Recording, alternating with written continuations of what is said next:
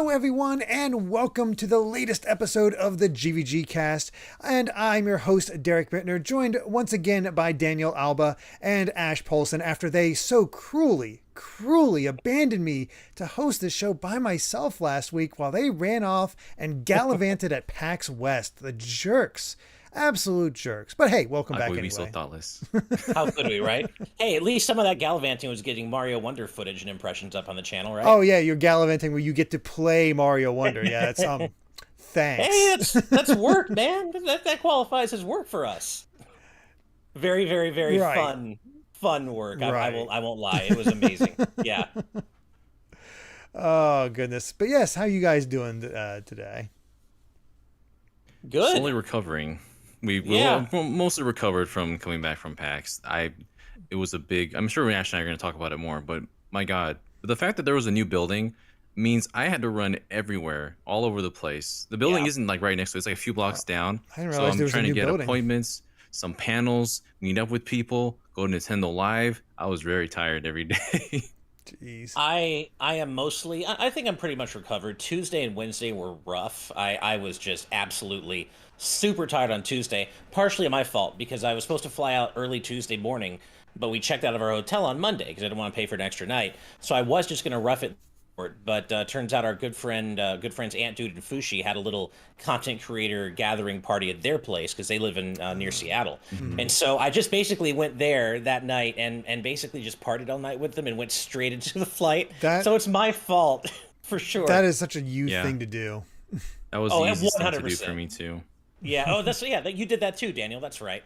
I did that the night before, but I couldn't do it this day. I wanted to stay another day. I was upset that I couldn't get a flight that was decently priced that would not be a day sooner, but I was able to see a lot of people at least still.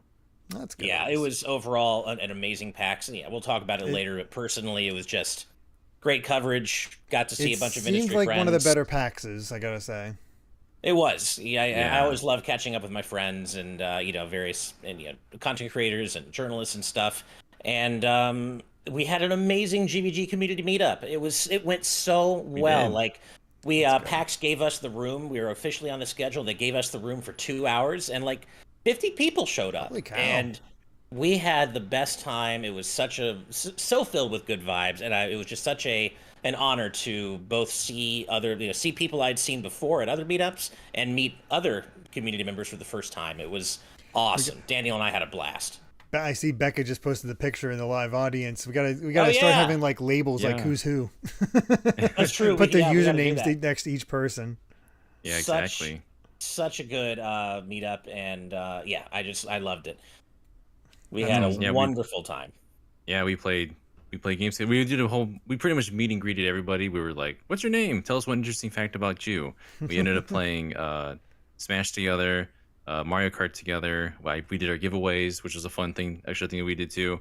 Thank you to Becca who helped organize that, by the way. We met for the first time over there, and it was just fun to meet and also just hang out with all of you. So thank you so much for coming out.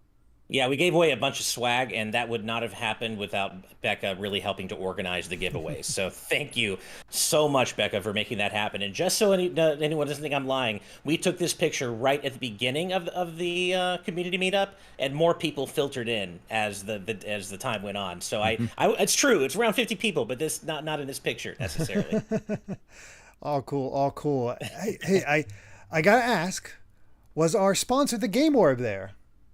He was. I got to see him again. There you go. Yeah, nice. There you have it, because the Game Orb is a YouTube channel that brings commentary and gameplay footage from the Nintendo Switch and Xbox Series X gaming system. He has recently started streaming on Twitch as well, but it will take some time to get into that groove and add new Twitch elements over time. And while it may not be for a while, the VODs for his Twitch streams will be available to watch on his YouTube channel in the future. His current goal is to not only reach affiliate status, but to do so before TwitchCon in October, getting closer, so he can have the affiliate name on his TwitchCon badge. So if you want to support him on Twitch along with his YouTube channel, we've got links to both his Twitch and to both of those in the description, and Ash has already pinned those as well.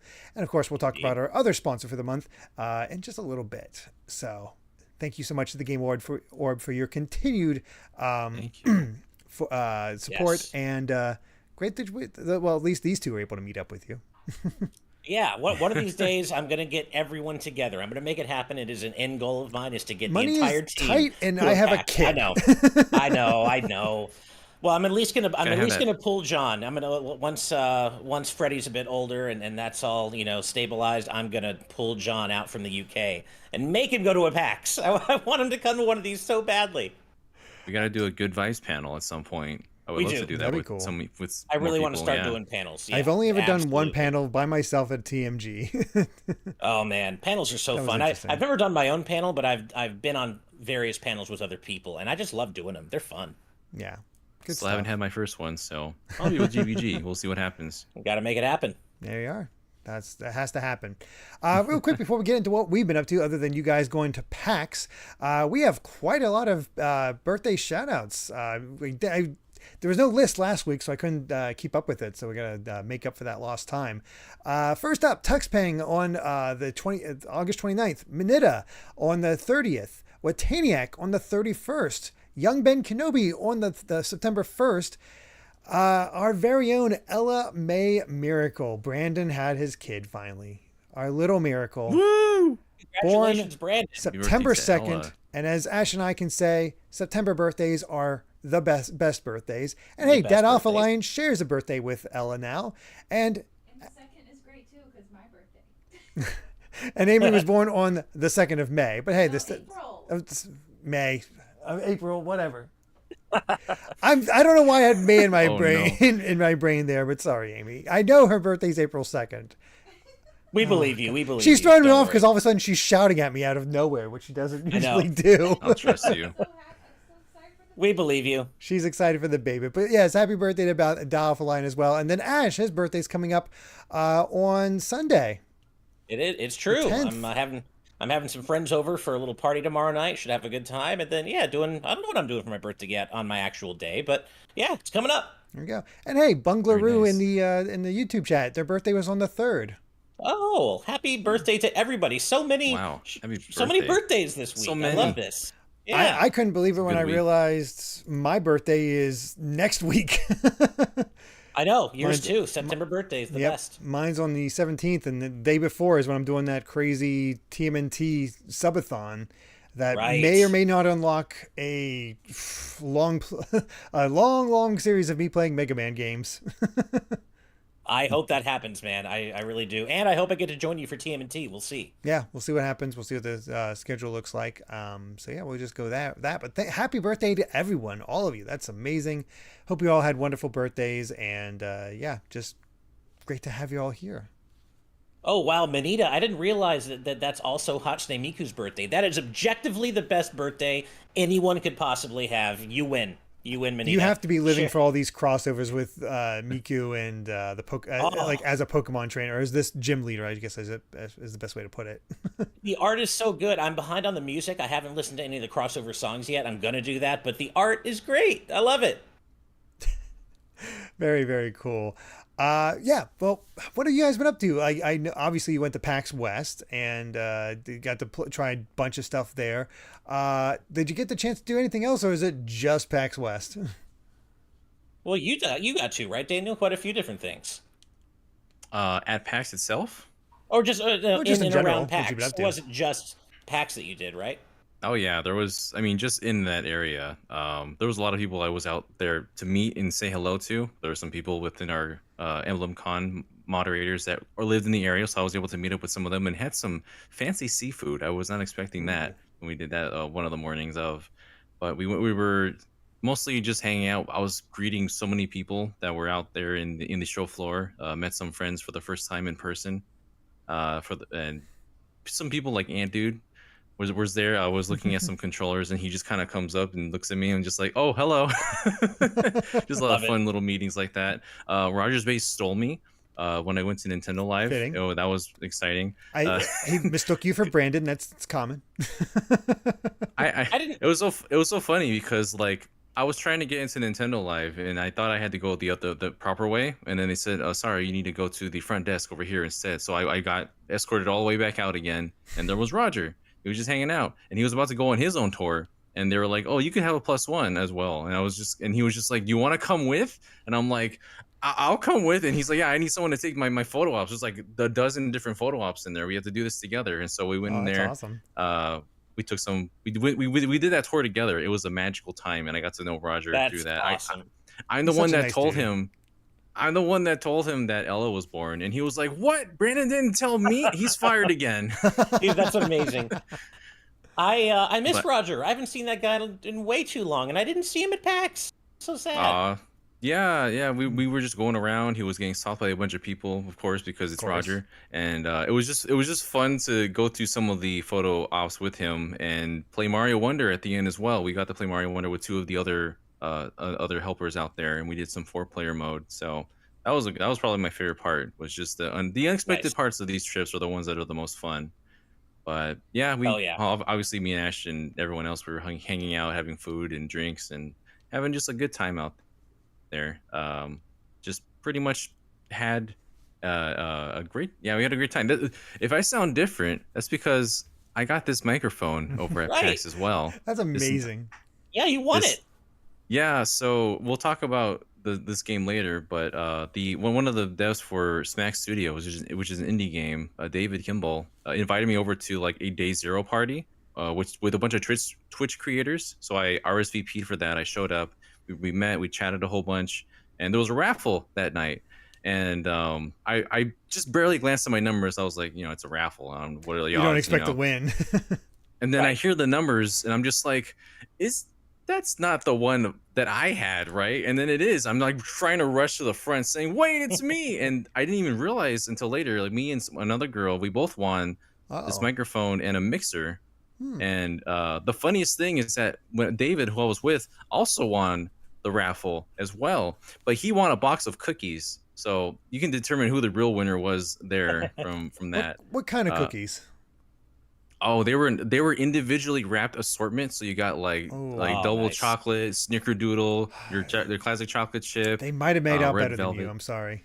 I know I did take the snickerdoodle, so at least I kind of we both won that night. So, Hell but yeah. yeah. If I sound I- better, it's thanks to that. I'm jealous. I was at a party that had a raffle too, but I didn't win, and neither did my wife. My wife came with me to PAX for the first time ever because she had her own business in Seattle, so that was awesome getting to hang out with her I met as well. her. Yeah, you met her for the first time. I didn't realize you hadn't met her before, so that was really cool. She got to meet a bunch of our friends, a bunch of content creator friends, and some journalist friends. It was great getting her to finally meet all these people that I love so much and that I've been friends with for so long, including you, Daniel. Like she got to meet you for the first time, and that was great. But I was at a party for a game called Wayfinder. So my thing with PAX is, even if I don't know what the party is, if someone's inviting me, I sign up immediately for the max amount of tickets because free food and drinks. Why wouldn't you? So I went to this party for Wayfinder, and I've never heard of the game. It actually looks really cool. But they had a raffle. I didn't win, but I actually came out ahead because I ran into my good friend Jennifer Hale there, who I Aw, didn't that's know cool. was a wow. voice in the game. I had no idea she was in it, and she was there, and we got to catch up, and that was awesome because Jennifer's awesome. So that was really nice. Aw, And love to meet her. just in general, it was a great PAX, honestly, between content, and we still have more content coming on the indie side of things, so look forward to that. But just in terms of getting content up early, seeing so many friends, having an amazing meetup, I couldn't have asked for a better PAX, honestly. It Yeah, really sounds it was like I honestly kept seeing all these pictures from all the people over there, and it's like I know. that's really all the I wish you could response come could be. sometime. I know. Well, It was- maybe once the kids are older, you can. I should say once Kai's older, you can take a family vacation There you to go. Boston or Seattle. Yeah. Yeah, because honestly, it's the stuff that's beyond. It's the stuff that's after PAX usually that I remember the most because going over. But before I had to go home, before I had the night I had to go home, I was like, what am I gonna do? I met a whole bunch of know. other people there. Some of our patrons like Brendan Hesse. We spent a lot of time with Brendan that weekend. And Arlo gave me a ride to Aunt Dude's place, Me too. Which is a weird sentence to say He's such a nice in and guy. of itself. Arlo's And the best. we hung out, and I was able to chat with Arlo. And Arlo he was like there all weekend, and then with Aunt Right. Dude and Miss Fushi at their place, just the sweetest people ever. As we hung out and played games, his fancy Steam Deck that has like a terabyte of games on them. Oh my God! Yeah. we played the best game ever. If you it's Sanrio Smash World Ball. If you've never heard of that, you should get to know it because it's incredible. The thing is, I have heard of this game before, and it's, if you've ever watched the Runaway Guys, their panels, Throne Controllers, that is a mainstay of their competition. That tends to show up a lot. Yeah. I was so upset because during our meetup, those 2 hours, at the top of the hour was the Kit and Krista podcast of just like a floor above us, and I wanted to see them again because I was able to meet them at least and say hello, which was really nice. And then the next hour after that was Throne Controllers, and I was like, well, I can't just leave the crew. I had to stay here with the GVG family, but it hurt that we had the time all at the same time. Yeah, I know. I mean, that shows dedication from the fans, though, that they chose you guys over those two big panels. Yeah, I was thinking the same thing. That was incredibly kind of you all to make time for us around Kit and Krista and Throne Controllers. Seriously. But yeah, it was great. Gilly the Kid was there too. Our good friend Gil, he was hanging out with Ant. Beta 64 was there. Like, we just had the best time. And Daniel, I agree with you. I didn't care about getting a Steam Deck before this trip, and I think Ant single-handedly sold me on one. I'm just like, dude, if I get one, will you do the same thing to mine that you did to yours? I'll pay you to do it. Just I want the same thing that you have. Amazing setup, seriously. everything at your fingertips. It was incredible. Incredible, yeah. Well, yeah, I didn't quite do all that this past week, but I did watch the entirety of the One Piece live action. I've already recorded my full thoughts on that with Brandon Bovia, and that should be coming out this coming week. The fun part about that, though, the fun story about that is that I watched the entire thing with Amy, and she's always been a little iffy about One Piece. She loved it. In fact, she's gotten so into it, she's reading the manga right now. Oh man. Yeah. I've heard it's actually great. Two of my best friends love One Piece, and they said the live action's great too. Yeah. I would recommend. I'd recommend checking it out. I would like to. There's always so much to watch, but I hear you. That's definitely high on my list. I did mention before we started that I finally watched the Invincible Adam Eve special last night. My wife and I watched it. Man, it was good, but also, man, it was dark. It was so dark. It's Invincible. Of course it's dark. Of course it was, but I think it had been long enough since I'd seen it that I had forgotten just how raw it gets, right? And man, yeah, it's really, really messed up what happens in it, but it's so good.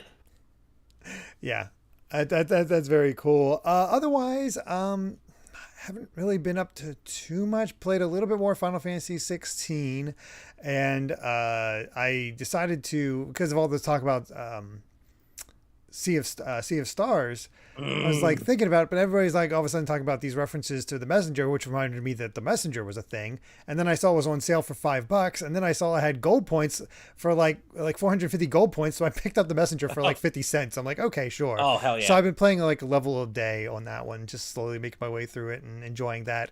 Otherwise, my game time has had to go to Sword of Vermilion for this week's Game Club, which will go up on Sunday. And fortunately, the next game that got chosen is much, much shorter. So not going to have to dedicate too much time to that.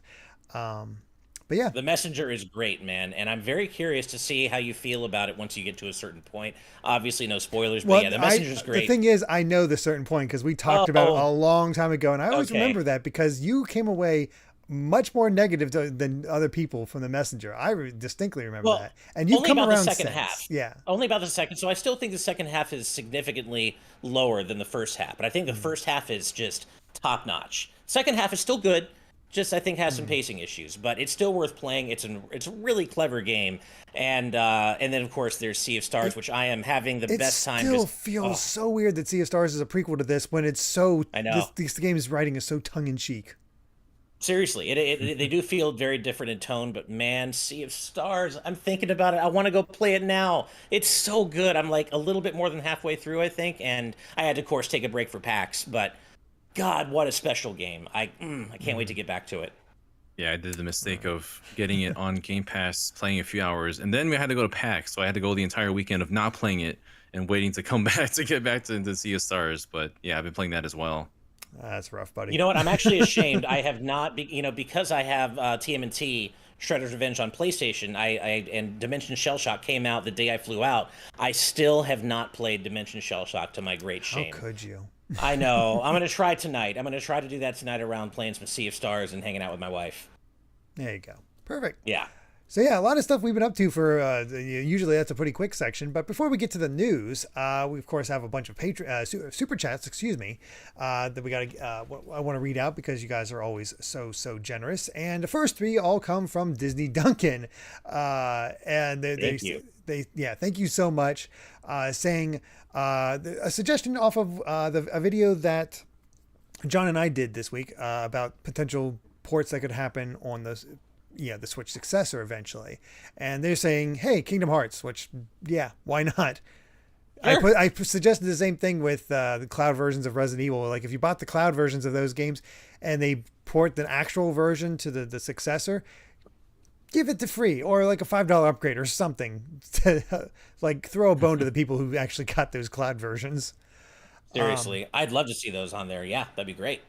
And then they said, can't wait for the upcoming Death Battle, which you looked it up, and it's Adam Eve versus Gwen Tennyson from Ben 10, which I have a feeling that's... I know Gwen gets some crazy powers in that show. There's no way it matches up to Adam Eve. I don't know what Gwen can do. I've never seen Ben 10 really, but Adam Eve, I don't know. I'm obviously biased because I just saw her special, but like, I don't really know how you compete with that. But I guess I don't know. And then I'll watch the Death. Curious. Yeah. And then finally they said if Soul Calibur 6 comes to the Switch successor, they could bring back Link and make everybody happy and continue the series. That'd be an interesting way to do it. It might be able to revive the series if you do that. I'd be very curious. I would like it too, because I love Soul Calibur, and it's kind of sad that it seems like it's not going to go any further. But yeah, bring Link back for the Nintendo versions. I'd love that. That'd be cool. Mm-hmm. Next up is David Howe. First time super chat from them. Thank you so much. And especially because turns out they're the editor on Castlevania Nocturne. Wow. So cool to see our blue boy in your thumbnail. Hope you all enjoy the show. Been a fan forever. Keep up the good work. Well, I've been a fan of this show since the beginning. And I've been, if you've been a fan forever, you know I've played a lot of Castlevania. So I'm very much looking forward to this. And we'll be talking about that soon, very soon. But thank you so much for that super chat. Amazing. And we can't wait for it. Yeah. Yeah, seriously. Jaden Buck with $5. Thank you so much. Saying, Crazy Question Fridays, crazy question number 97. How likely do you think it would be that the Switch 2 outsells the original? It would take a while. It would take a while, but if they get the price right and the games are just consistent and the backwards compatibility is there, I think it has the potential to be a PlayStation to PlayStation 2 situation where the PlayStation sold very well and then the PlayStation 2 just carried that momentum. I agree. I think the price point is what's going to be key to that. It is really going to be what is the deciding factor. But either way, it's going to take a while just because the Switch sales are so incredibly good. They're spectacular. So it's going to take a while no matter what. Yeah. Dion Hugh with a $2 super chat asking our least favorite Mega Man character. Ooh, that's pretty hard. I'm gonna cheat a little bit and say the version of X from that thankfully unreleased Maverick Hunter first-person shooter, gritty, realistic bullshit. So that version of X is my least favorite Mega Man character. While I think of an actual least favorite, but yeah. What about you, Daniel? This is your question for you guys, honestly. Oh, you don't know you make okay. I'm trying to think, and I don't remember hating any particular Mega Man character, honestly, in any real way. I don't even hate Axel. Like he's fine. Yeah, same. Honestly, I'll just say one of the character bosses whose names I can never pronounce from the Zero series. Oh. You know what? Actually, I just thought of one. And this isn't a character I hate because they're a crappy character. They're a character I hate because they're such a detestable villain, and that's Dr. Vile from the Zero series. Oh, God. He's like the most evil of the evil of the evil that you can get. He's awful. Yeah. There we go. Perfect. Rec BCQ with $5. Thank you so much. Saying, I said this last week, but I wanted to mention it more to you. I'm finally employed. I'm working with special needs kids as a paraeducator. And as I said last week, congratulations on that. That is awesome. That's amazing. And, congratulations. We're super happy for you. Yeah. So cool. That's so cool. And then next up, actually, Well, we have more coming up, but we'll say we'll end off with Toon J for now. At $10, thank you so much, saying, when making accolades TV spot for the film Quest for Camelot, WB couldn't find any positive reviews, so they had the Looney Tunes say how much they loved it. Loaded with talent, Daffy Duck. I did not know any of this. Have you ever seen that movie? I have heard of it, I think, but I haven't seen it. I saw that movie. I think it was on like a TV version or something like that, and I watched it. I'm like, this is boring. It was probably Cartoon Network. It is bad, and it's funny. Aunt tried it. It's like, this is garbage game, and then I talked to Greg, who was on the Uncle Silver, who was on the game club, and he's like, it's a decent Zelda clone. Which, that man went through pain with me with Bamboozle. I'm willing to believe him. Aunt doesn't know pain. Exactly, same. I wouldn't mind watching, just because, me, I love bad movies, as long as they're fun bad. But yeah, I haven't seen it myself. I remember one scene where it's so stupid how the characters join up with this main girl, because the main guy has a song about how he goes alone, and as soon as the song finishes, like, all right, we'll join up.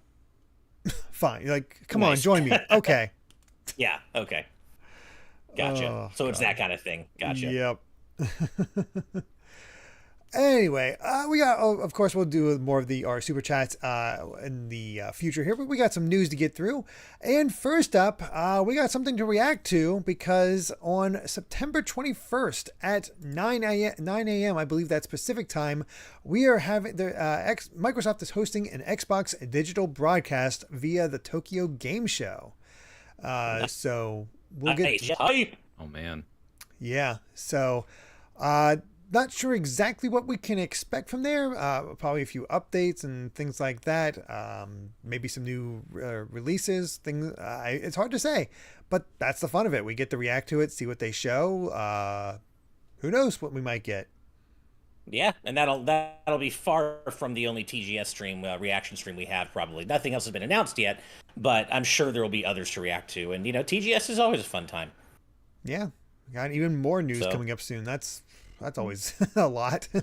Yeah, so we're looking forward to that, and we'll see what else they do for TGS. But I'm sure Capcom will probably have a presentation. Square Enix probably will. Oh yeah, we'll definitely keep an eye out on that stuff. Mm-hmm.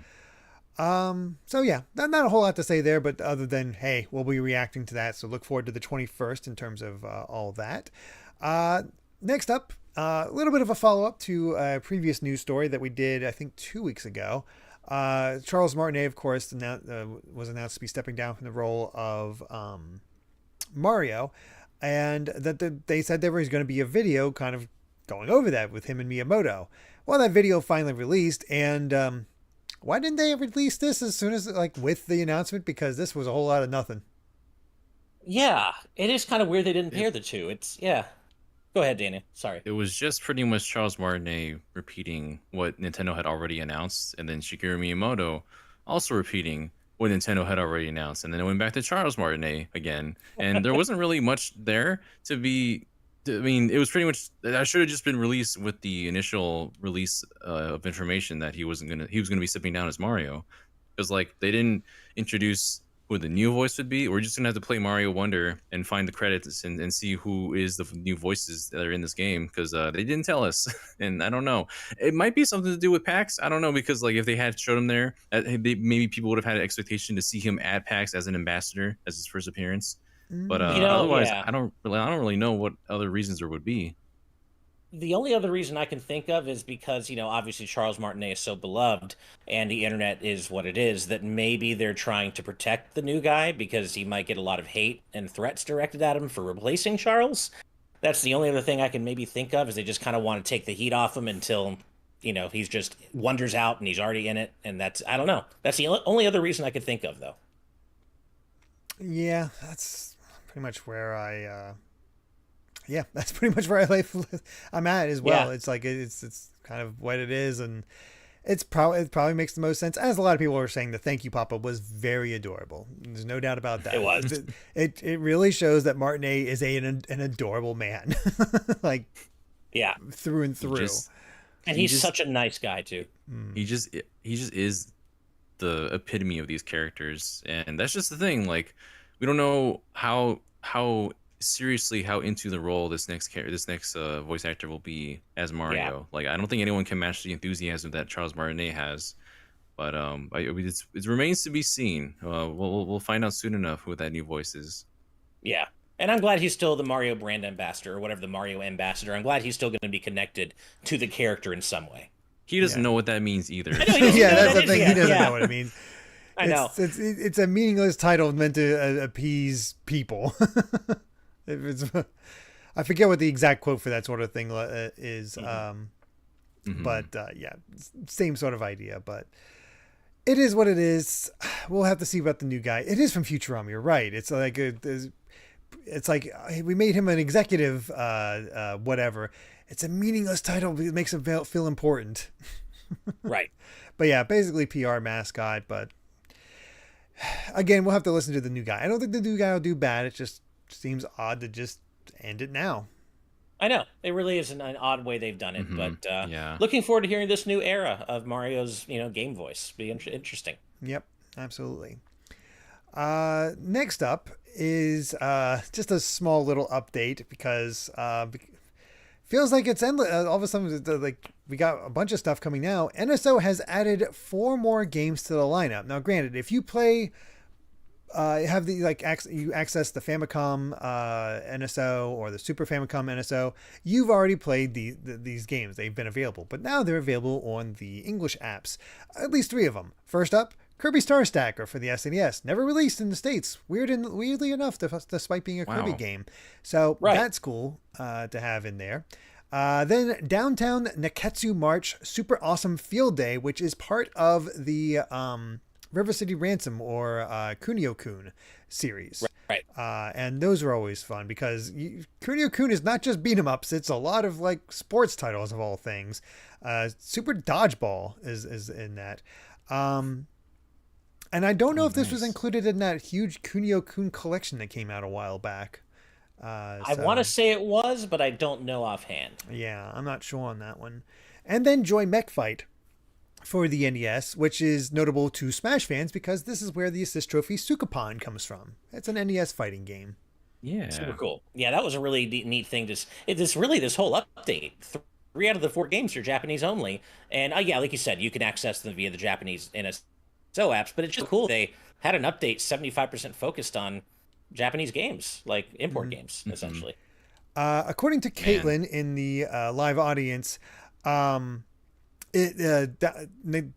March was on the Kunio-kun collection and even had an English translation. I don't believe you get that there, so there's where you get the value of getting the Kunio-kun. So that makes sense why it's here, but not right. And also there. You gain a little extra value plus a bunch of other games for that. So there's you got those 3 imports, and then Quest for Camelot. That's why we're talking about this earlier on Game Boy Color. Out of all of the licensed titles we could have gotten, it is so absolutely random, and I've never actually even seen this game before. No, I haven't either. And apparently it looks like a Zelda-like, which is interesting in and of itself. I mean, it looks like at first glance, yeah. Apparently, it was given a 4 out of 10 by IGN back in the day, which maybe not great, but I'm curious. I specifically am not playing it because I want to save it for Game Club, but I am very much curious. But as Down Off the Line points out, if this opens the door to other licensed games, then we can get Astro Boy. We can get the good ones. Oh man. We never got the Disney Afternoon Collection. Guess what? Let's get some DuckTales and Chip and Dale on NES on here. That'd be cool. Heck yes. That would be awesome. And yeah, Omega Factor would be amazing to get on this service. I would love that. Yeah. So we'll see if that opens up the door. Hard to say. Oh man, Rogue Squadron for N64 and so that would be nice. That'd be a good one. Can legitimately finally get Lego Racers. Now it's the time. Yeah, this opens the time. You have your chance, Daniel. It's your chance to shine. Although, remind me, I can't quite remember, but isn't Astro Boy that Mega Man wannabe? I think that's who that is. I'm kidding. I'm kidding. I don't mean it. I know. Astro You Boy obviously came fanboy. first. I'm kidding. I love how you thought I was serious for a second, though. I was had like, you going. it's like, are you serious? Like, No, about to no, smack no. you. Internet Oh smack. goodness. But yeah, so an Uh, interesting NSO update to say the least. Yeah, Definitely. I'm sad we didn't get Kirby and the Amazing Mirror, but oh well, maybe tomorrow. Maybe tomorrow we'll get it. you know? Yeah. I mean, we got a Kirby game, and it's like we have no shortage of Kirby on this app. That's no such thing as too much Kirby, as I just told Dad Alpha Line in our patron chat. No such thing. All right. Well, time to get to our main topics for the evening. And as I should have mentioned this before, but we are not covering some of the stuff we've done discussions and updates about because that is very spoilerish, and we don't want to touch that. This is too much of an open venue. You're watching it live, so obviously we don't want you to click away or anything like that. So we'll see what the coming week brings. It's kind of what I titled it after, even though we're not talking about it. It's sort of like wink, wink, nudge, nudge, sort of that thing. But, we also have a wonderful new trailer for Castlevania Nocturne on Netflix, the follow up to Castlevania.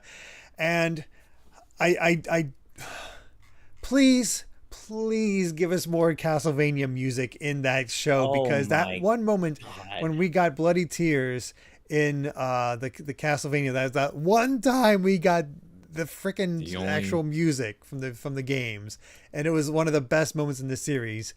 And then we get Divine Bloodlines for this trailer, and it's like, oh Jesus. Gosh, and it's animated so beautifully.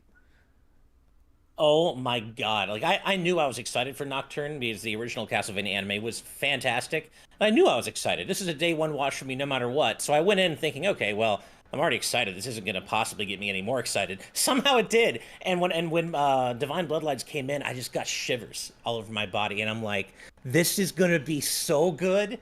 I cannot wait for this.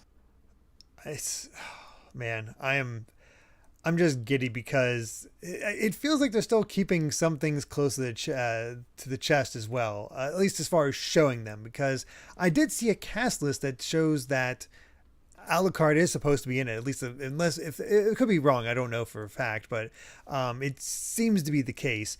And then we got Maria in there, and I've always loved Maria. She's looking awesome as always. I love how they're injecting her with that Sypha energy.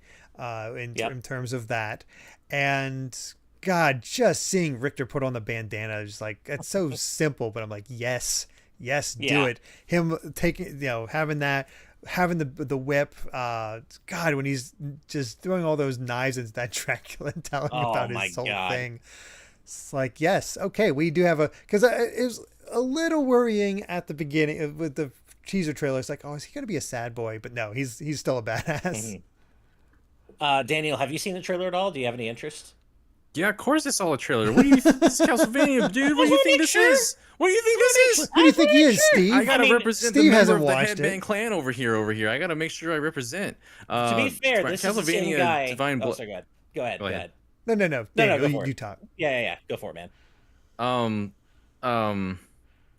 Lost my train of thought. Go ahead, Ash. How dare you, Ash? All I was going to say was this is the same guy who's like, I don't have a least favorite Mega Man character because I haven't played enough Mega Man to know. So I'm just saying. All that but does this is an prove objectively that better series, first of all. I knew you were going to go Thank there. you. I knew you were going to say man, that. Daniel, with that taste, I gotta, man. I love it. Richter is actually one of the first characters I ever played as in a Castlevania game, playing Rondo of Blood.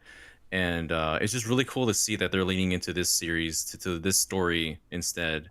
Obviously, they want to have a series that can, in some way, still include Alucard, because of course you have to have Alucard in there somewhere, in some position. But big surprise, he became a fan favorite.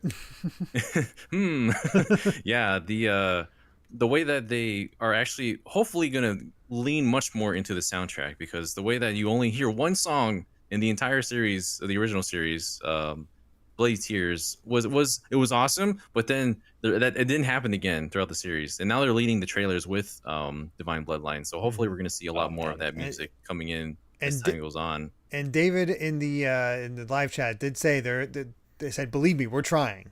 So fingers crossed. I was I was I can't curious. I was curious to see if David Vincent was going to do the voice of Richter, but I figured they were going to do a new cast of voices coming into this, which I kind of expected it anyway. So I'm not too disappointed, but they definitely have a good vocal direction as far what I've seen so far. Like, as you mentioned, when he's throwing all the knives at this vampire, Oh. that was such good direction and execution. So in both terms of the word. So yeah, I'm super excited to see where this leads. And yeah, it's going to be nice and bloody, just like the first series was. Oh yeah. Oh yeah. And I'll spare our audience the F-bomb, but that part toward the end, you know what I'm talking about? Yeah. So good. So good. The thing is that has me excited is because of the ending of the original Castlevania show, or set of seasons.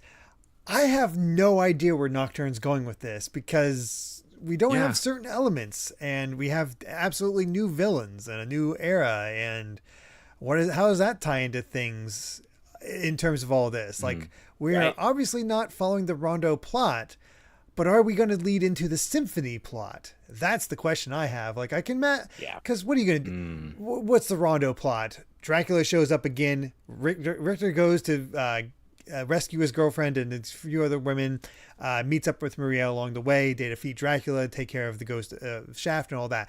The actual storyline stuff comes in with Symphony, and some of that was already adapted in the original set of Castlevania, but it'd be interesting to see them go beyond. So it would. I've always kind of hoped that they would eventually do Soma's story in anime form. Like, I think, Dawn of Sorrow and Aria of Sorrow are two of my favorites, and I love Soma as a character. He's like one of my favorite Castlevania pro tags, so I think it'd be really cool if they eventually did a series based on him and his story. Wouldn't it be something if we got 1999 from the anime rather than? Oh, that'd be amazing, right? I mean, it's already making me thinking of it when they have the eclipse as such a prominent aspect of the promotional material. Yeah. Like, there's just so much they can do. There's so many stories they can tell. Honestly, it's like I know why they did it, but I'm still kind of shocked they skipped over Simon. It is surprising, isn't it? They could always go back. They could always go back. I mean, Simon, the thing is, Simon's significant only because he was the first. He's actually not that important of a Belmont in all. Yeah. In terms of story. All these other Belmonts have a lot more of a heavy story surrounding them, but Simon just kind of is like, go to castle, kill Dracula, and there's not a lot around him. So it's not surprising that they go for Richter or for Trevor. So yeah, he also had that absolutely awful redesign for Castlevania Judgment that nobody liked. Yeah.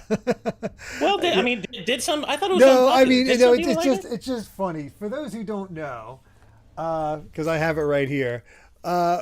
This is man. Simon in Castlevania Judgment. Look at that man. Why, yes, Awful that is Light design. from Death Note. Are you thirsty yet? You're probably not. The design itself, I'm cool with, whatever, but not for Simon Belmont. And poor Maria ended up looking like Misa. I don't know if I can. They don't have a picture in here in the manual. But yeah, she looked like Misa from Death Note, and it's just like, oh, that poor girl. Oh, God. And they ruined her character too because they were just all focused on like her interactions with the other girls are like, she has bigger boobs than me. How dare? Oh wow! I just looked this up. So yeah, there's Maria. I hate it. Wow. That's, there's Maria. Very different. I'm glad they're staying with. Look what they did to Trevor in this. Let's come on. I can kind of see. Yeah. Yeah. And Maria's on a different level. There's Sypha, just all skin tight. Of course. I'm glad that they're going for peak designs with the actual animated series. They made Grant a poor freaking Shinigami looking guy. Really? Oh my Look God. at this. Oh shoot. They should not have done anything of what they did with that. They are funny designs, but that's about it. Yeah. That's about it. I need a video on this stat. That's true. Watch my playthrough on my personal channel. Look up Castlevania Judgment. I play through all the characters. Yeah. Maria's on a different level, though. She looks awful in this. Good Lord. Yeah. I hate it. But yeah, that's the thing is like it's really cool that they decided to take Maria's design more from the Dracula X Chronicles, and Right. yeah, get all that. Yeah. I'm so excited. This is the 28th, I believe it comes out. I believe so. Yes, 28th, so. yeah. So not Very long to wait. soon. Yeah. I got something on Netflix to watch in August. I got something to watch on Netflix in September, and I got something to watch on Netflix in October. So I'm pretty happy with that. Hell yeah. Some good So- stuff coming up. And we're getting Loki season 2 at the end of the month. There's a lot of good stuff coming up. Oh yeah. Yeah. So I'm going to go ahead and introduce us to the next one. I know Ash can carry this until I get back because the dog here that we're dog sitting is a little anxious to get out of the room.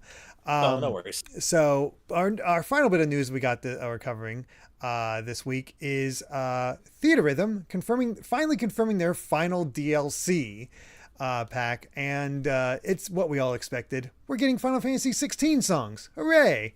But there's also more stuff to talk about in terms of 16 itself. But I'll be back for that. Ash, I leave the floor to you in terms of Theater Rhythm. All right. So, yeah, I mean, I think we all expected it. To absolutely no one's surprise, the last pack is FF16. 11 songs, which is pretty beefy. But I haven't played 16 yet, so I now have a deadline because I don't want to play these songs outside of their context in the game. I want to hear them in the game first and know what I have to look forward to. So I have a deadline. Hopefully I can meet it. I just hope it's not the last one. They have said that they are open to doing more waves if the demand is there, and there's so much they could still mine.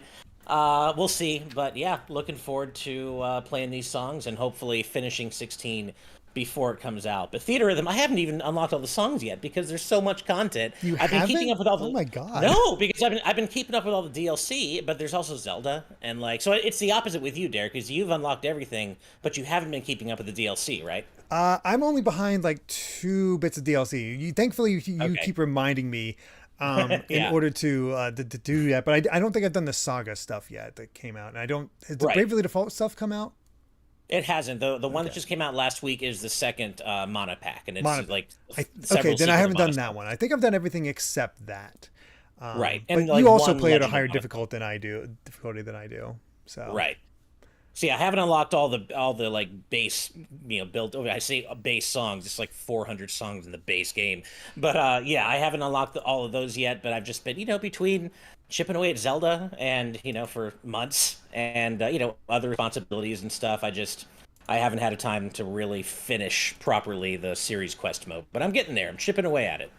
So yeah, there are a lot of people who were saying how they weren't sure about the soundtrack for Final Fantasy 16, but I think they had to give it some time. I think as the more you get into the game, there's some more like catchier, memorable soundtracks. I think it's just the theming, the mooding of the game itself that kind of makes you think, oh, it's gonna be just enter your generic orchestration over here. But no, it does pick up. So I'm hoping that these songs will cater to the ones that want to get their catchy tunes in the Final Fantasy Theater Rhythm. Yep. And I so agree with you. I missed who actually said it, but whoever it was in our patron chat, yes, Parasite Eve got... Oh, yeah, Michael McCaw. Parasite Eve did get robbed. That's why I'm saying, hopefully there are more ways. DLC pack 4, 5, 6, Please, why not? just keep it coming. I'll buy them all. Keep it coming. I'll buy it all. I don't care. I do not care. Dog is coming. So...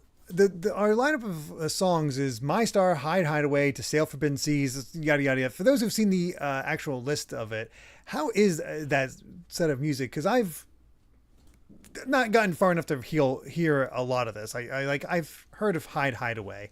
Okay, something's up with the dog again, but you guys give me all that. What the heck's going on?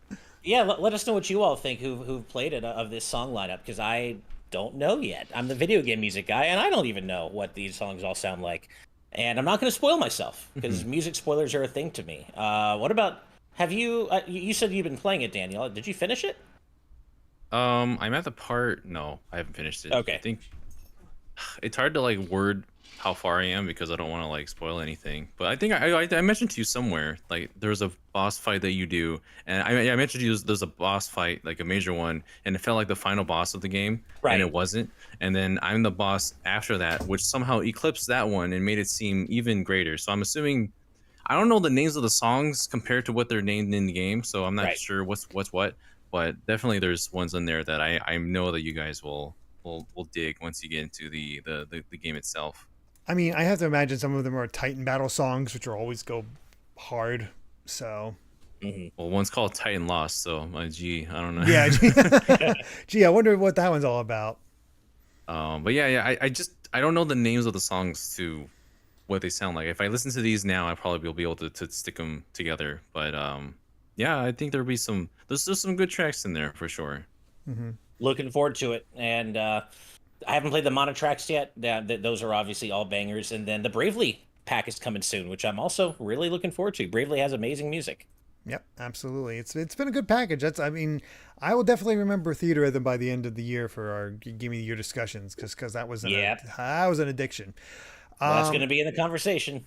That is not all the Final Fantasy 16 news though, because we got some updates and DLC coming at PAX. They announced that there are 2 DLC packs coming for Final Fantasy 16.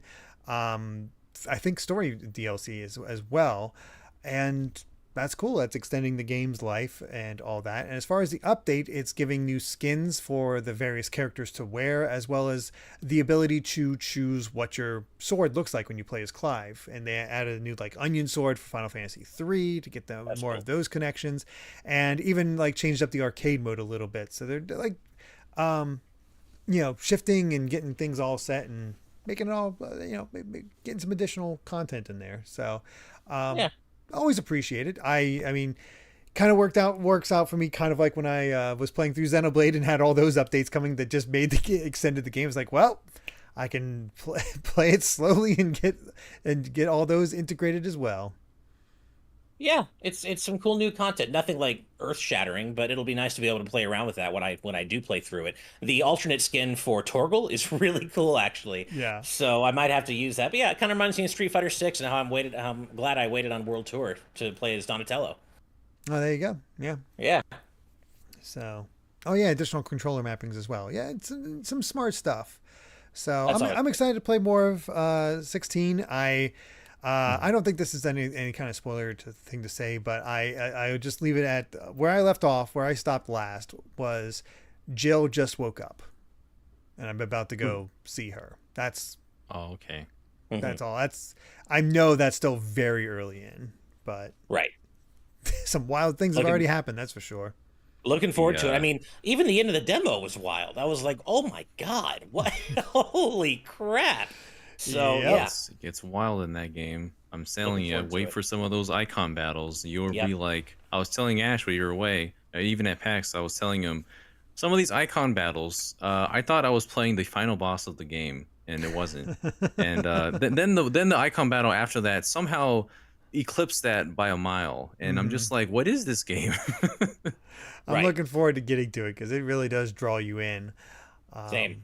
But yeah, it's just cool Final Fantasy 16 news, and obviously I think there's going to be a bit more news to talk about next week. But that's it for now, and that's some interesting stuff going on. But before we thank all of our patrons, not our patrons, all of our super chats that we've gotten since this point, we do have our other sponsor, Rye Royal. So I'll go ahead and play their ad here. Here it is. So, do you like analyzing overlooked elements of game design, witnessing a history of discovery and innovation unfold before you, or straight up listening to someone talk for far too long?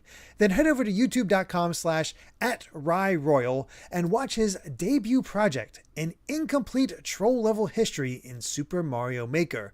No doubt we all have had negative run-ins with trolls during our time on the internet, and with games like Mario Maker being the bustling hubs they are, it's no surprise trolls found their way there too.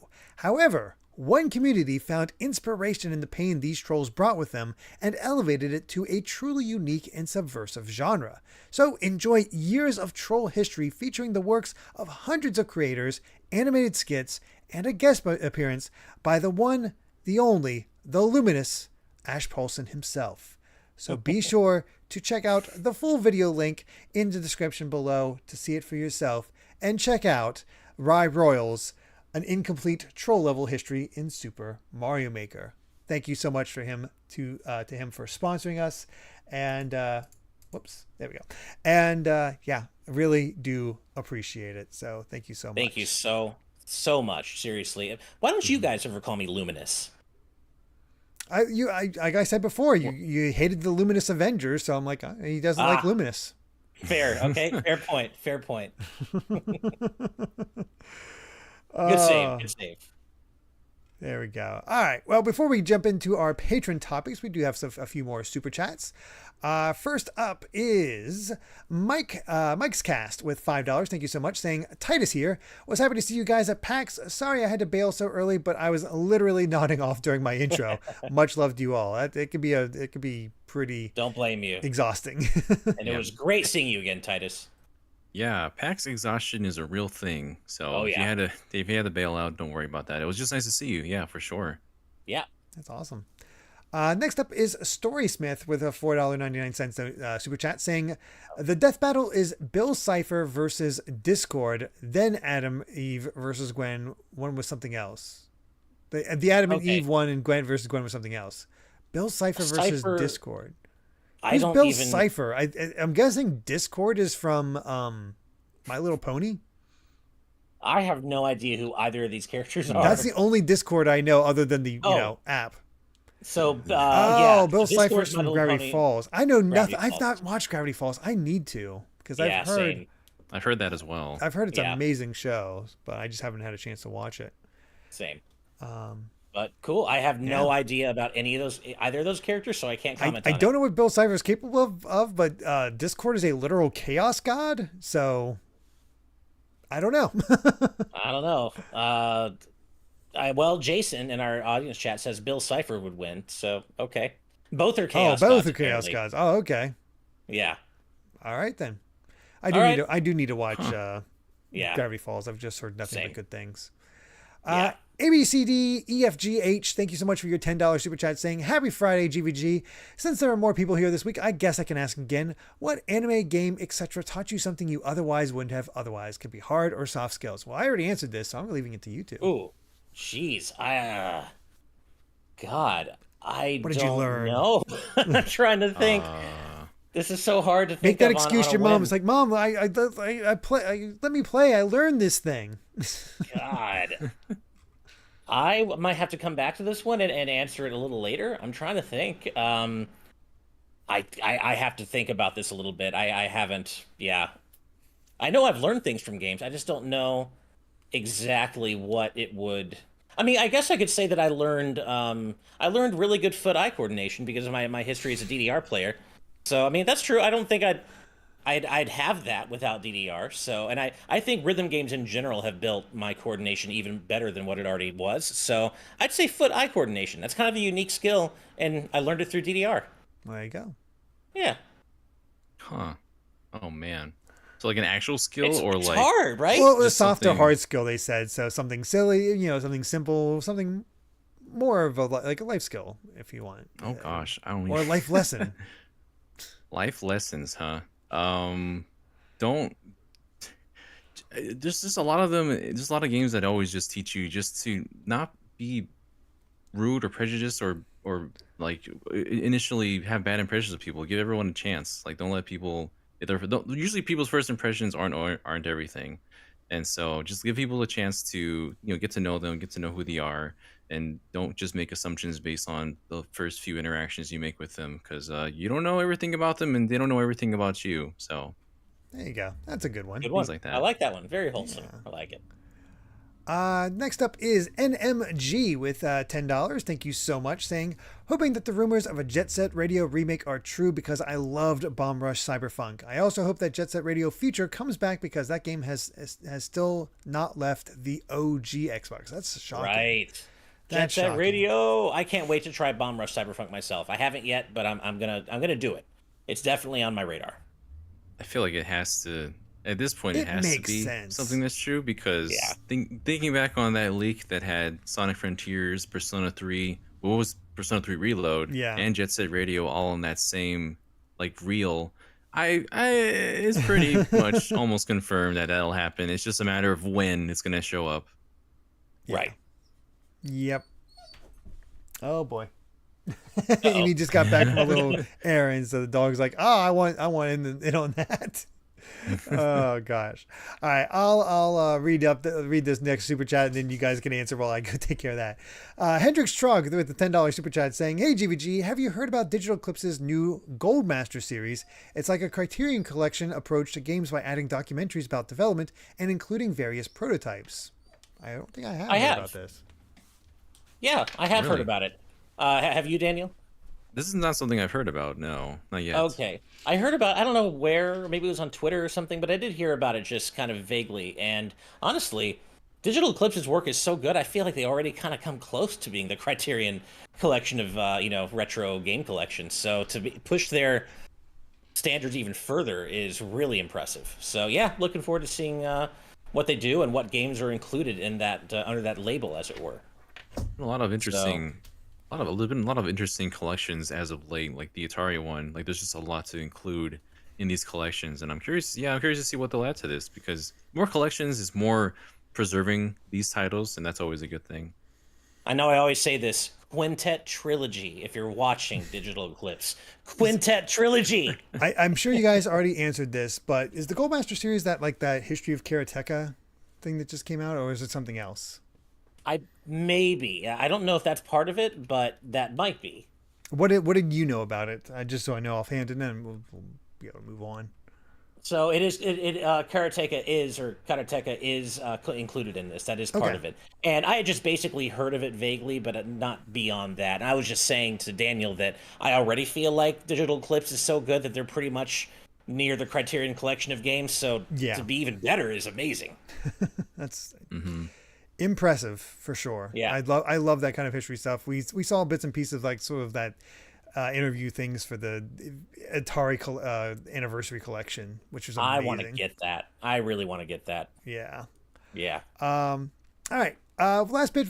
We'll do two more for now, and then we'll do our patron topics. And we got even more super chats coming in. Holy cow! You guys are being so generous today. Seriously. Thank you. Disney Duncan with 3 $2 super chats saying Discord is the best character in My Little Pony. It's the reason why I like it, and he's voiced by John Delancey from Star Trek. Q. Oh, cool. Yeah, it was always fun. I would like to watch it someday.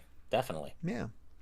And then Keaton Kitsune with a $35 super chat. Whoa. Holy cow. Thank you so much. Thank you. Saying, just the other day, I ended up stumbling over my 30th anniversary collector's edition of Fire Emblem. I'm having a good time completing a map. Completing a map a day. What are you guys' favorite collection editions that you've picked up?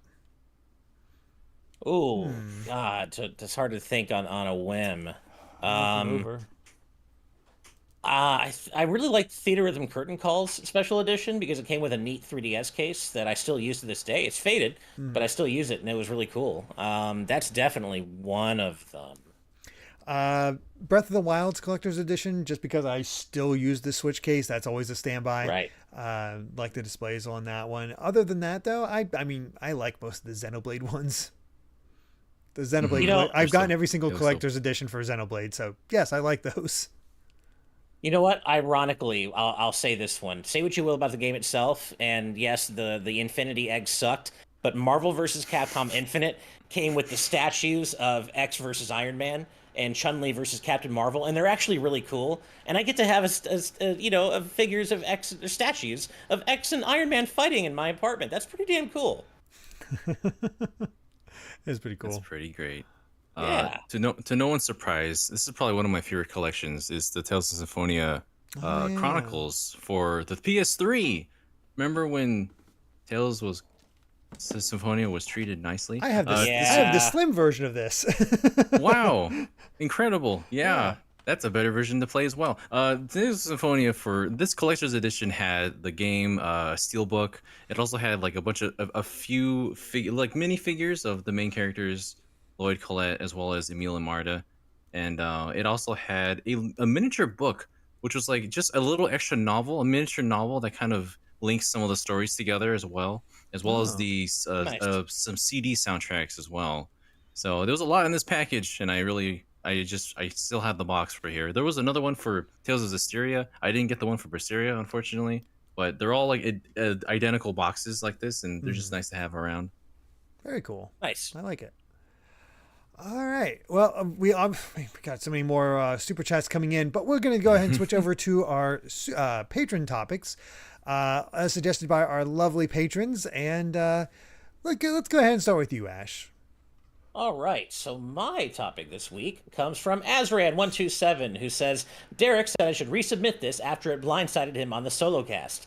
You may want to do some looking in advance for this topic. So as I played a match in Splatoon 3, I noticed one player had the title Mysterious Ultimate Lifeform, and their user was Shadow.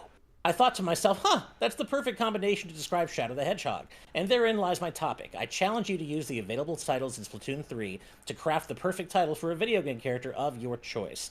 This link will, okay, yes, and they gave us a link to look at everything. So this took me a little bit. I tried to figure out something. Yeah, I tried to figure out something for X. I couldn't. I tried to figure out something for Sora. I couldn't. So I went to my third favorite character, and I came up with time-traveling scientist. And that, of course, would be Luca from Chrono Trigger. Oh, there you go. Yeah, that's my answer for this. And this is a really fun topic, Azran. Thank you. Makes you think. It does, yeah. What about you, Daniel? There's so many you can make a little joke out of. I did one for the wave riding schemer, and that's Linebeck from. Ooh, that's a good one. That's great. I love that one. Partially because I use wave riding in my own title, and I was like, who else of the sea can use this? And then schemer just seemed like the best one for that one. I like that. I like that a lot. So because I got blindsided last time, I came up with a few as I was searching through. So I started off with flying a whale for the windfish. Oh, nice. And then Swole King for King Dedede. Gotta reference that. Yep. This one makes me laugh. Monochrome Bear for Monokuma. It's really just right on the nose. I love it. Yeah. Monochrome Bear. And this one also got a chuckle out of me. Single-minded Maniac. Who would that be? Louis from Pikmin. Oh, okay. That's true. Fair enough. I haven't played enough Pikmin to know, but I believe you. Oh, gosh. Yeah. You could also do... Wait. What was the second half of Louis? Maniac. Oh, yeah. There's also one. You could be Hungry Maniac or Hungry Maniac. Oh, which also Hungry Maniac would actually be better. That's actually much better, I think. And then I finally came up with the ultimate one. A great character. Definitely worth it. Swoon-worthy patron for Azran himself. Oh, I love it. Oh my goodness. That's great. That's the best one. Perfect. I saw patron on there. I was like, well, I gotta find something good. Yeah. I'm so mad Maverick wasn't an option. That would have been, something I could have used, but there's no Maverick selection. Hungry ultimate life form, Kirby. Oh, that's so good. that fits too. So many fun ones you can do.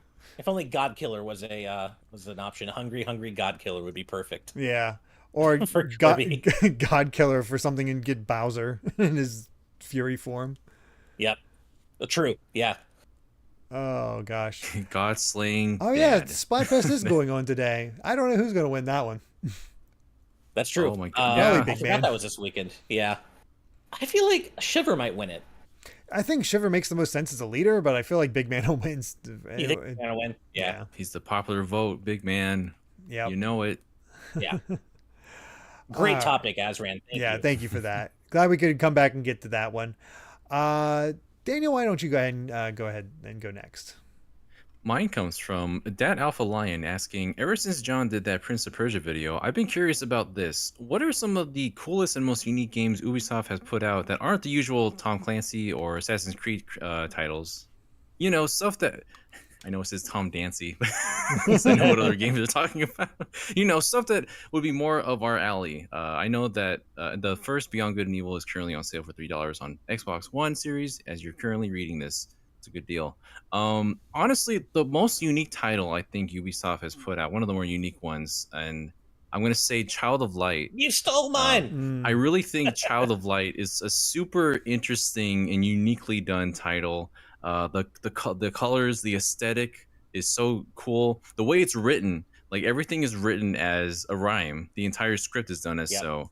And then there's certain portions where it's not written as a rhyme, and then you think to yourself, oh, this is like you're looking into a storybook for like an actual storybook. And so yeah, I think it's a bit, as some people in chat are saying, it's a bit underrated, honestly, because I enjoy the way that the battles work. Forgotten a lot, I should say. Yeah. I wish it was still kind of. I wish they expanded a bit more upon that, but I mean, it has like one DLC or no, it's like an ultimate edition of it, and that's pretty much the only other time it ever got released again. So shout out to Child of Light. I quite enjoyed that game for what it was. Mm-hmm. Damn, that was mine. Along the same lines, came out along the same time with it, used that UB framework. I forget what it's called. Something, The Great War? Like that 2D puzzler when you took place in Valiant Hearts. That's it. That's a good that was one. also a really good game. It'll hit you for sure. Oh, yeah. For sure. Man, well, first of all, I just want to say that I would be down for Tom Dancy as like a rhythm spinoff of Tom Clancy. That sounds great. So of course the obvious answer, as you mentioned, Beyond Good and Evil. I'm looking. So I was going to say Child of Light. I can't say that. I often forget that Ubisoft originally published Scott Pilgrim the game. Oh yeah. So that's definitely outside of their usual wheelhouse, and I like it a lot. They publish a lot of like SNES titles that you would not think of. Like I'm like the original Evo, Search for Eden from Enix. Oh, I didn't know that. They published that. That's wild. I didn't realize that. Yeah. Yeah, so I guess Scott Pilgrim is what I'm going to lean on right now. I'm just kind of really scrolling through They published Grandia 2 on the Dreamcast. Oh, they did. Well, that's it then. There you go. Grandia 2 is one of my favorite JRPGs ever. So if that counts as Grandia 2, I didn't know they published that. It's so weird, isn't it? Yeah, that's so weird. Back when they actually took Japanese games and brought them over. Yeah. Dang, no love for Red Steel. Afraid not. No. But yeah, Grandia 2 is a good one, or Scott Pilgrim. Take either one. I'm good. Yeah. Whoops. I was looking on my phone because when apparently if I click off of where I'm at right now, my computer causes things to stutter a bit. So. Oh, no worries. I apologize. The list I'm looking at is a little bit suspect because it has Mega Man Battle Network on here. I wonder if that's a European maybe like publisher type thing. That could be. Yeah. Yeah. But yeah, I mean, I'll also Rayman. Always say Rayman. Oh, of course. It's just fantastic. I don't know if that's underground, but the people don't really play it much, so there's that. Oh God, I forgot they did Turtles in Time Reshelled. Oh yeah, that was not very good. Oh no! No, I forgot about that. Oh no. All right, well, my topic this week comes from Brandon Digwood, who says, "Hey, GVGcast, I'm visiting with family back home this weekend, and whenever I visit home, there's a local game shop called Game Station that I stop by and buy something from to support them. Is there a local game shop where you come from or where you live that you love to visit, and could you tell us anything about them?" And I thought that was kind of interesting to see if we had anything like that, because there is a local place near me. I don't get the chance to visit it too often because it's kind of like other older, game shops. It's not really like an eclectic thing. It's more like we have the older games and a bunch of anime figures and a bunch of like other figures. And you're not going to find good deals there. I'll put it that way. It's not going to go there and find like, oh, sweet, here's this game for a lot cheaper. Not happening. Mm-hmm. But yeah, if you want to try to find it and try to get that sort of thing, it's not a bad method for it. And to me, it's actually a pretty decent place to get gaming plushies, which since Kai has become utterly obsessed with Luigi, I'm going to get him a Luigi plushie for his birthday. Nice. My boy. Very cool. What about you, Daniel? I'm still trying to think. I think I have one. Oh man, there was a mall that I used to live near, over where I used to go. Like it was right next to my high school, and it's kind of all cleared out. It's been clearing out for a long time now. It's not what it used to be. There's like barely any stores in there anymore. Like half of it's closed down, which is sad to see. Because at the very corner of that mall, there was it's like a used game shop, but also a used/retro game shop, and they used to sell that's where I got one of the functioning N64 controllers that I have now, because they had N64 controllers, Dreamcast controllers, PS1 controllers. You could buy like refurbished consoles as well if you wanted to. I forget the prices of those, because I never actually bought one of those consoles. But there was that, and then there were some used games there as well. I didn't really pick any of those up. They're all just like out of box, and a lot of the ones weren't ones that I was really seeking or sought to collect. At least that because this was like years ago at this point. But yeah, they had like figures and such as well. Just a lot of weird retro stuff that they kind of picked up, and I wish they were still in business, because I want to go back there now and see what exactly they had there. Because I don't know, there's not too many around my area now, unfortunately. I want to go to these Yeah. little mom and pop shops that have these and see what I can pick up. Those little hidden gems out there, if Yeah. you will. Mm-hmm. I always love little hidden gems, family-owned places. So, sorry, Derek, go ahead. I was going to ask if you thought of one, because if you need more time, I actually just remembered a story. Oh, I have one actually. Okay, so go ahead. I can. So I have a place actually right here in K-Town that I go to whenever I can, called World 8, and it's your very mom and pop, locally owned game store. Really cool wall art of various game characters, and they do like monthly tournaments for various games, like Smash Ultimate and stuff. I've participated in a few, so just a really cool community-focused gaming store that I go to over places like Target and Best Buy and stuff whenever I can, and it's certainly over GameStop. Very cool. So yeah. Yeah. So I just remembered, for a little while I worked at a one of these sort of mom and pop ones, but the guy who ran the place was not very great. He was to me, I realized very quickly, he was a shyster, pure and simple. He was this guy that when you're interviewing with him and he's talking with you, it's like, I consider this whole place a family. I want to get you trained. I want to get you used to it. Get you used to the store. Get you all good to go. And I don't want you to be just this thing. I want you to, work your way up and become, know how to run things and partner stuff, and just get, promote you, and just get you up there. And I'm like, okay, that sounds pretty good. And you get there, and it's like he tells that line to everybody. Tells it to everybody, and just uses it as an excuse to overwork you and underpay you. It's like, you got to work hard if you want to get that good money. That's the sort of thing. Now, that's not the story. That's what's an unfortunate part of some mom and pop stores where that sort of thing happens. But the one thing that made it good to work there was that one day some guy came in around the launch of the PS4. And he really wanted a PS4 and the Killzone game. I don't even remember what the Killzone game was at PS4 launch. 2, I think? No, it wasn't 2. PS4 launch. That was PS2. Yeah, you're right. Yeah. Killzone. I don't know which one that would have been. I don't even remember.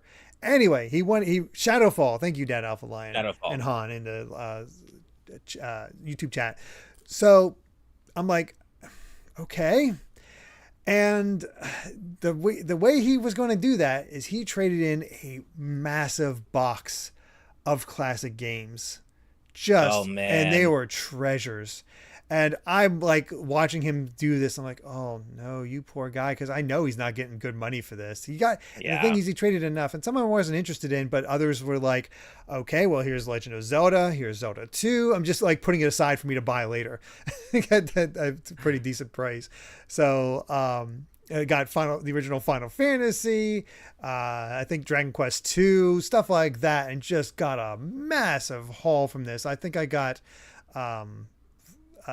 just some really great purchases, and I'm like, he's doing this for a PS4, which is fine, but Killzone is what's getting you to trade this stuff in. That is unfortunate. That's a pretty rough pill to swallow, just to watch them do that and knowing you can't do anything. Yeah, but also being like, well, I'm taking advantage of this. Right. Yeah. Caitlin says you could have had Knack. I would have accepted that at least a little bit. At least that was a freaking meme. But yeah, before we head out, though, we'll read more of your super chats. There is one more patron topic we wanted to mention, because it's a very quick one from Blaker36, saying, I want to know who y'all are going to play as first when you get Super Mario Brothers Wonder. Well, yeah. Funny thing about that. I know. So who did you pick when you already did play Wonder, Daniel?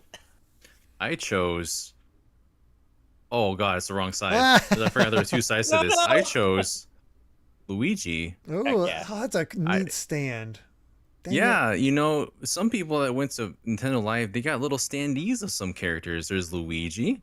Here's one of Mario as well. Oh, you jerk. And my favorite one here is with all these characters as well. But yeah, I chose Luigi as my first one. As you saw in you can watch my first steps as Luigi in our look at Mario Wonders, at the little discussion. After that, when Ash joined me, I played as Daisy instead. Right, Okay. and then so that also it's in the other room, so I won't go get it. But we also got Elephant Mario keychains from Nintendo Well, Live, which is really Guess cool. what? I you happen can to show it have off. an Nice, you Elephant can show it Mario anyway. here. Oh my For god, it's anyone 3D that and went to everything. Nintendo Live, It's you the got an hell? Elephant Mario. I hate you guys. Yeah. It's really detailed. Like it's It actually is. legitimately detailed. It's crazy. This is actually. Oh no, I'll open this one. I have one for Brandon as well because I need to give one Oh, for Brandon, nice. of course. But Um, the detail is absurd in these things. Look at Get a this little bit to absolute your left, unit make right it here. kind of in front of your face, Daniel. You better show it off to everybody. It's really nice. Just shift. There you go. Shift it a little bit. There you go. Yeah, my God, that is so detailed. For me, when I first played, it was never going to be anyone other than Toadette. It would have been Yoshi if Yoshi wasn't like easy mode in a way, but Toadette, I love her. I've always loved her as a design, so it was Toadette for me, for sure. Okay. And then when I went back and played with my wife, I played as Daisy. Daisy's always second choice, apparently. I know, right? So for me, I have a method for this thing. If it's easy to change characters in between levels, like Super Mario 3D World, I'll just do a rotation and just go one to the next, to the next, to the next. And if I'm playing on my own, I would start with Mario and just work my way to the right, Luigi, Peach, however the order is, and that's typically how I'd play, and just have a rotation as I go through it. Mm-hmm. But for myself, when I actually play, I'm imagining playing this for Kai, and in that case, rather than me choose it, I just let him pick. And if I had to guess, I'd say he picked the Luigi first. Nice. He will do That makes more sense. though, because he likes having variety, but he'd probably pick Luigi. I'm Thanks. proud. Yeah, considering how obsessed he said he is with Luigi, I'm not surprised. Yeah. So yeah, very cool. But yeah. So- we're very excited to start playing. We want to play this with all of you guys together. It's gonna I be a know. fun time. Yeah. I kind of hope they add Rosalina. It'd be cool to have Rosalina in a 2D Mario I game. wonder There's- if they'll have a there's- unlockable. Yeah. There's got to be, and considering how 3D World was, I wouldn't be surprised if there were more characters because it's already a big roster. But I want more. Exactly. Same. Yep. Same. Yep. All right. Well, thank you so much to all of our patrons for those suggested topics. Really do appreciate it. We're about ready to head out here, but as I said, we got a bunch more super chats. Thank you all so much. Serious. So, first up, Toon J with $2 saying Shadow versus Shadow versus Shadow. So Shadow from Sonic, Shadow from Pac-Man Right. versus Shadow from Final Fantasy VI. Well, clearly it's Shadow, right? It's Shadow. I have a feeling. While you guys discuss that, I got more dog things. I'm sorry. No worries, Daniel. Why don't you take us out of here first, man? What do you who are you thinking? I'm just gonna say Shadow from Final Fantasy VI. He's a Yeah. ninja, essentially. A ninja. He is. He is. And I was thinking about that, and he also has the interceptor factor when his dog just comes up running in randomly and just does tons of damage. But he's a ninja, but Shadow's the ultimate life form. And he's got chaos control. He can go super Shadow. I feel like it's kind of got to be Shadow the Hedgehog. I just think so. I mean, Shadow FF6 is an easy number 2, but I think it's got to be Shadow the Hedgehog. I mean, there's so many factors in this, right? Because if you choose Shadow the Ghost, you have to actually eat the power pellet first, or else you're just gonna die if you touch him, and he can't get defeated. So True. So wherein do the power levels begin and end with this fight, with this battle That's here? yeah. Good point. I agree with whatever you guys said. Thank you. Nice. Next up is Leo Silva 75. Their first super chat. Thank you so much. Thank with you very much. $10. Oh my gosh, thank you so much. Saying, hey GVG, first time catching y'all live. Just wanted to share my appreciation for y'all. Been watching you since middle school, and now I'm a junior in college. Wow. Anyway, love you guys. Wow. That is- Time keeps moving. Y'all is have so- been dated. I know. Time is a thing. That's so humbling to hear, though. Thank Yeah, you very thank much. you. Seriously. Thank you very much. We really appreciate your support. Next up is Tommy Dionath's Archives with $2 Canadian. Thank you so much. Saying, Megan Fox in Mortal Kombat. I sleep. Jean-Claude Van Damme. Gimme. I've watched both of those, but I know also our audience isn't too into Mortal Kombat, so I decided to leave it off for the sake of it. Yeah. I didn't see enough of Natara. Like, okay, cool. Megan Fox is in there. I know she's a fan of Mortal Kombat. Acting seems fine, but I need to see more. And the Jean-Claude Van Damme, I can't tell if it's voiced by him. Something felt off about Jean-Claude Van Damme, although the fatality in that trailer was pretty great. Nice. I haven't seen the Van Damme trailer yet. I'm doing that tonight with my wife because she loves Mortal Kombat. We both, really enjoy it together. But the Megan Fox one was fine. I had no issue with it, but Natara looks really cool. And I'm looking forward to seeing the Van Damme one, though, for sure. Yep. The Mama Luigi with $5 Canadian. Thank you so much. Saying, made it through the first week of the year as a grade 6/7 teacher. God bless you. Nice. Chilling with GVG, Stir Fry, and Goodness. Chained Echoes. Hope you fellas are doing well. I've heard Chained Echoes is pretty I'm great. so happy more people are still playing. I want to try it. I need to put that on my Really wish good list so game. I don't forget about it. I think that's a big thing. That is for very me. solid. I hope you enjoy Chain Echoes. I played like the first hour of it on Game Pass, and I really enjoyed it. I was just playing too much else at the time to really commit to it, but I mean, if I love it, if I like it anywhere near as much as Sea of Stars, I know I'm going to love it. So it's definitely on my radar. It feels like last year's Sea of Stars, the way it got talked about at the time. So Yeah, yeah, for sure. I was upset because it came by too late to be included in any like Game of the Year discussion. So Yeah. maybe I'll talk about it this year. Who knows? Oh wow!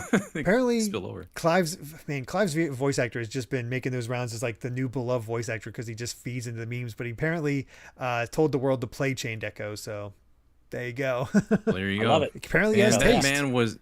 man was in the same bar that we ate and drank at Ooh. Ash for a while, and I was like, "That's my boy Clive over there." I can't bother him, but I can appreciate you can't his bother- handsomeness from afar. No, you go up to him and say, "Mario," since he auditioned. Is that you, Right. Mario? So be like, so did Nintendo get back to you? Yeah. Uh, Disney Duncan back with some more super chats. 3 of them, in fact. Actually, maybe 4. I think 4. First one for $5. All the others are 2. Thank you all so much for that. Just continued generosity. Serious. Saying, with the Switch 2 rumors, what games do you want to see on the potential system? I already talked about this. Well, as a matter of fact, we have a video covering this exact subject that you should definitely go check out, Duncan, where we talk about the potential of how all the games it could be on the Switch 2. I mean, Kingdom Hearts was already mentioned. I think that would be a great one. But you know what? I'd like to see the FF13 trilogy make a comeback on all modern platforms, including That'd be Switch. Yeah, I'd really like to see that. It's time. Yeah. I'm not a definitely big feels like fan it's of time. two of those three games, but it's Right. time. It get its due. Right. Also, Chrono Trigger, because it's still not out on Switch 1. Yeah. yes, using all that raw horsepower to run Chrono Trigger. The Switch 1 can't handle it. It's got to be on Switch 2. Oh God. Go ahead. I Daniel. don't think anyone's mentioned this, and at least in discussions that I've seen thus far. But the fact that you could probably feasibly run Genshin Impact on the Switch too. we did actually So- mention that in the Okay. discussion. Okay then. Hey, Thanks. we were thinking of you. Like, this is something Daniel would actually say. So But now there's less of a reason to look at that video. I'm just saying that people who wanted to see this game on Switch, it wasn't going to happen. That game is far too big. The update was like, what, 50 gigabytes? The last update was. It's too massive. So this console will be one that'll be will be your time to shine. And okay, well, I don't know what else. There was. You probably you go. mentioned Put- something like Spider-Man 1 and 2, right? You probably mentioned those Right. two. no, those because become the. the Neversoft ones. We did not mention that. You brought up Genshin Impact, but not Spider-Man. Why would we bring up Spider-Man when we likely think of the Sony Spider-Man, not Neversoft Spider-Man? Oh, never mind. I was thinking of the other ones. But yeah. I guess then Genshin Impact would be the one because that's like The other one I thought of for you is Tales of Arise. I was surprised Oh. you didn't see, Arise. I'm wondering about that game because if there's rumors of it getting more content or potential DLC, then they could just put all that packed into one on another Switch. So That'd be cool. just Tails something. I'm scared to see Tails happen again. I don't know what it's gonna look like.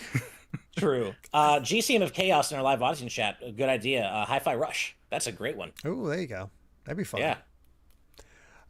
Next up, next question from Disney Duncan. Favorite DreamWorks villain? Oh gosh. Now that I've seen it, I have to go with Jack Horner. He's too funny. Oh yeah. From The Puss in the Boots. fairy godmother from Shrek 2. Oh, that's another good one. That's a good one. For me, this is one I would think I would have to look up, but I actually don't because I love this movie, and that's Lord Shen from Kung Fu Panda 2. That's What a another cool good ass villain with a cool ass I think design. we just picked out like the 3 best villains.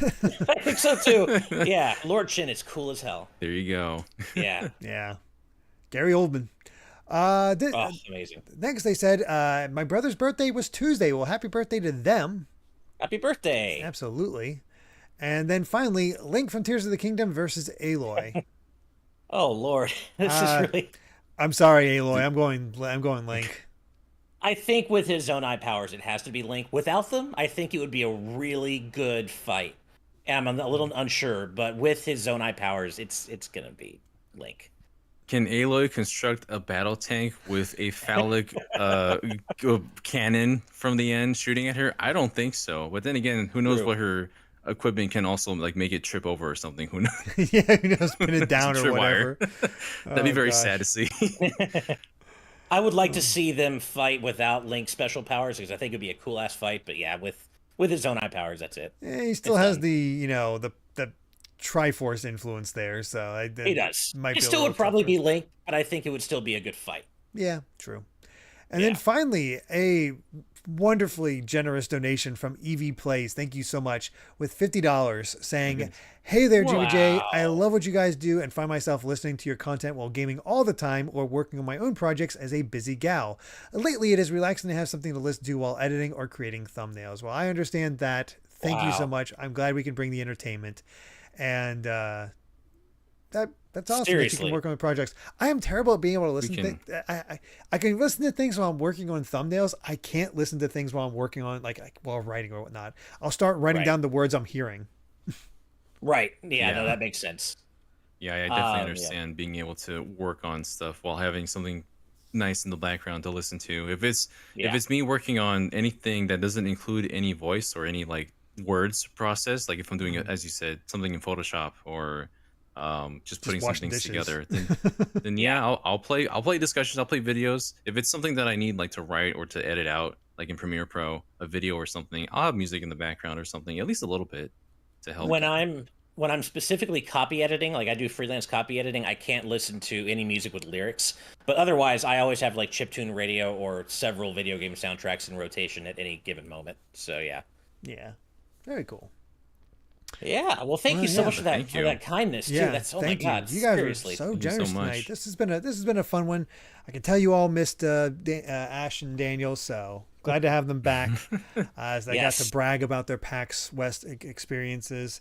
And that'll be that for this episode of the GVGcast. Thank you so much for watching. It really is appreciated. You guys make all the difference in the world and just brighten our days easily. Seriously. But of course, we got to give a special shout out to all of our producers. Just really do appreciate each and every one of you. You're the ones that help make this show happen, make all the content we've been putting out there happen. Just all that support and any further support really does help pay the bills and keep us able to continue to do this. It really does mean a lot. But of course, we also have to give an extra special, super duper thank you to our executive producers, and they include. I'm insulted, Boltmouse. Syph is a guest. It's Maria. They include Yeah. Brandon Bovia, Cutie Caitlin, Fangs, Z Patty, Just Brian, Sky Blue Flames, Eastman23, Adam O'Sullivan, Richard Herrera, Logan Daniel, the D-Pad, Blake, Joy Content, Angel Martinez, Vedron, Joshua Hunter, Benny Yao, Azran127, Black King, Joseph Rutkin, Titus Malvolio, Geeky Griffin, Lucky Wonderfish, Wataniac, Top Dog 23100, Young Ben Kenobi, Andrew Medeiros, Darchi, Becca, Killamox, Michael McCall, Matthew Wong, Goron Amber CPHT, Too Much Spaghetti, Bane 400, Ascaron 809, Rye Royal, Rioner, Rain and Clouds, The Game Orb, Super Gamer Dude 101, Grantles, Ravelox, Rosa Pardo Bowling. Hi, Steve's mom. Hi, Steve's mom. Hello. Skull Kid Tiger, Darkstill01, Jason Uloa, Jaden Buck, Cystic Warrior 29, DJ Jurassic, Derek, Colin, Blaystar 25, Mumbling Yeti, Cameron Sharp, Keel, Brendan Hesse, Hustlebun, Noah Fitterer, Calvin Atkinson, Brainchild, the entire state of Wisconsin, Jim Wakelin, Longboy Shiggy, Ermis Bermis, Dylan, Kyle the Monarch, that's a new. Oh, Dan Alphaline. Why did I was like Dadle? Like, what the heck? Dan Alphaline, thank you so much. Lord Metarax, Blaze Collard, Eric, Cat EV Person 5, Peyton Thiel, Mega Beatman, True Blue Reviews, Young Ant, Ryan Hanley, The Game Jamie, and Alex. Thank you all so much. I didn't have the usual like separation, Dan Alphaline. Cut me some slack. Oh, I forgot to get rid of the dang intro. Forgot to get rid of the intro. I apologize. Oh, that happened before, right? Yeah. I always forget. I got to remember to turn it off right off the bat. But yes, welcome. We're starting all over again. Anyway, thank you all so much for being here. Really do appreciate it. And of course, we'll be back next week for our next GVGcast as we continue to see what happens. And who knows, depending on what happens, you might see us more that week. We'll see. Yep. We'll see. We'll see. Gotta wait and see if those rumors are true. Exactly. But yeah, thank you all so much. Seriously. Yeah, really. Post-show time. Yeah, post-show time. And our patrons. Yeah. Let's go hang out with the patrons. And yeah, if you want to be a patron yourself, check out patreon.com/GVGaming. So check all that out. And thank you all so much. You have a great night. Have a good weekend. Bye. Till we meet again. Good night and good vibes.